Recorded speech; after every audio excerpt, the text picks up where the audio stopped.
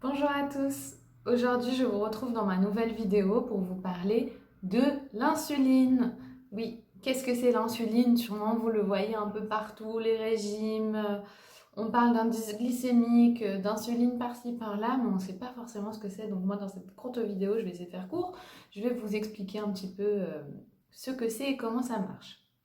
Donc déjà pour commencer, il faut savoir que le corps pour vivre, il a besoin d'oxygène et essentiellement de glucose. D'accord. Le glucose, ce sont majoritairement en fait les sucres. Les sucres, quand le sucre se décompose, le sucre est composé de molécules de glucose et de chaînes de molécules de glucose, et ce sont les sucres qui sont essentiels dans notre corps.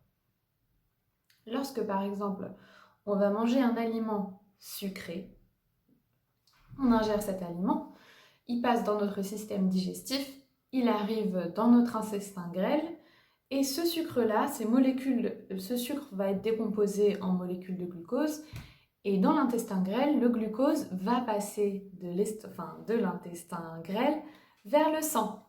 D'accord? Le but du système sanguin et du sang, c'est de faire passer toutes les choses dont on a besoin. Le système sanguin, par notre cœur, va envoyer du sang vers toutes nos cellules cibles, on va dire, pour leur apporter de l'oxygène et tout ce dont elles ont besoin, dont essentiellement du glucose. Il faut savoir que si une cellule ne reçoit pas de glucose, et si une cellule ne reçoit pas d'oxygène, elle ne peut pas survivre, elle meurt. Donc la majorité des cellules ont besoin de glucose pour vivre et pouvoir faire tous leurs processus et leurs mécanismes du corps. Donc ce sucre est maintenant dans le sang. Il doit passer du sang vers les cellules cibles. D'accord? Maintenant, notre cerveau, il voit qu'il y a du sucre dans notre sang. Il se dit, oh là là là là là là, il y a trop de sucre dans notre sang. Il faut savoir que notre corps, il tend à être en équilibre constant, ça s'appelle l'homéostasie. C'est-à-dire que votre taux de sucre dans le sang doit être stable, votre tension artérielle doit être stable, votre pH, votre taux d'acidité dans le corps, il doit être stable. On tend toujours à être vers la stabilité. Notre corps remarque qu'il y a un fort taux de sucre dans le sang et il va sécréter dès lors par le pancréas de l'insuline. L'insuline, qu'est-ce que c'est? C'est une hormone qui va être relâchée dans le sang et qui va permettre de faire passer le sucre qui se trouve dans le sang vers nos cellules cibles. On a notre cellule, on va faire ça comme ça. Il y a ma cellule cible là.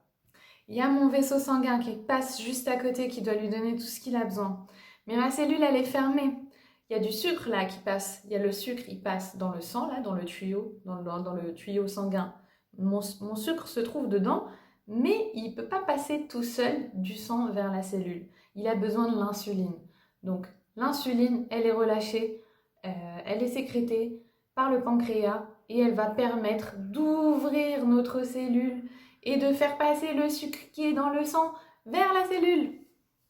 Voilà, donc je pense que c'est clair, c'est déjà la base.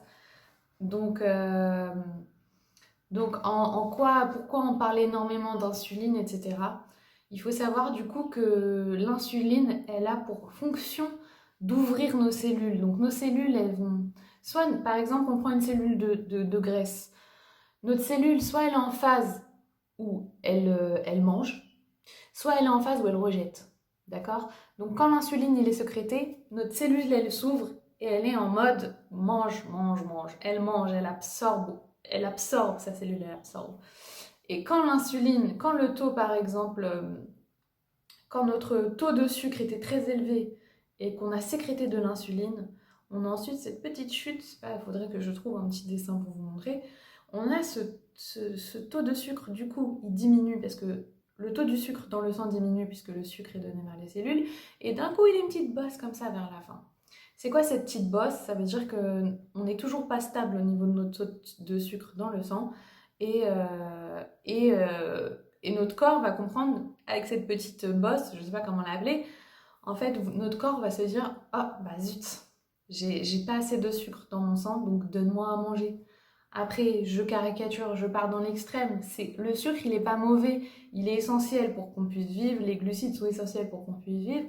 Je pars vraiment, par exemple, si on mange énormément de sucre d'un coup, on va avoir une réponse, un taux de sucre très très très très haut, de l'insuline qui va être, et cette bosse-là, plus on va monter haut, plus elle va être basse.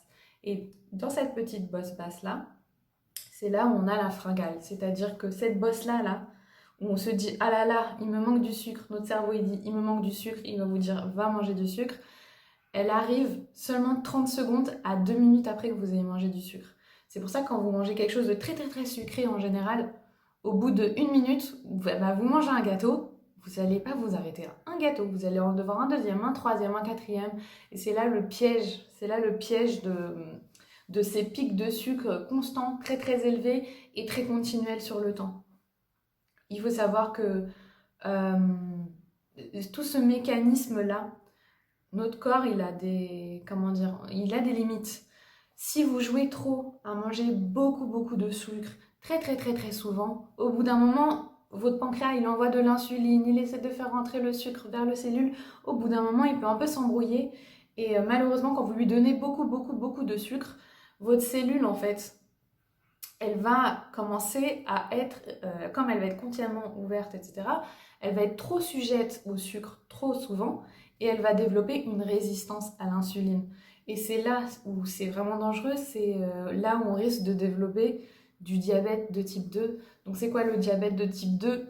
Il faut savoir que les gens qui ont du diabète, ils ont un problème par rapport à leur insuline, soit leur pancréas, ils ne sécrètent pas assez d'insuline, soit pas du tout, soit vos cellules deviennent résistantes à l'insuline et du coup vos taux de sucre dans le sang ils restent élevés très longtemps et vos cellules n'arrivent plus à s'ouvrir pour manger ce sucre-là dont il a besoin. Et du coup, voilà. Je pense que je l'ai résumé parce que ça fait déjà bientôt 8 minutes et j'ai pas envie que ça soit trop long. J'espère que cela vous aura aidé, que vous allez comprendre un peu plus avec mes vidéos comment le corps il marche pour savoir qu'est-ce qu'il est mieux de faire. Donc bien sûr, le sucre, c'est pas mauvais, mais il faut juste pas en manger en trop grande quantité. Il faut pas en manger tout le temps, tout le temps, tout le temps. Tout doit être dans la modération. Et c'est ça la clé, c'est être régulier, manger sainement, manger de tout, pratiquer une activité physique. Et voilà, prenez soin de vous parce qu'au final, tout ce qu'on met dans la bouche, ben, ça va vraiment nous dire comment on va être en santé ou non d'ici 1 an, 2 ans, 10 ans.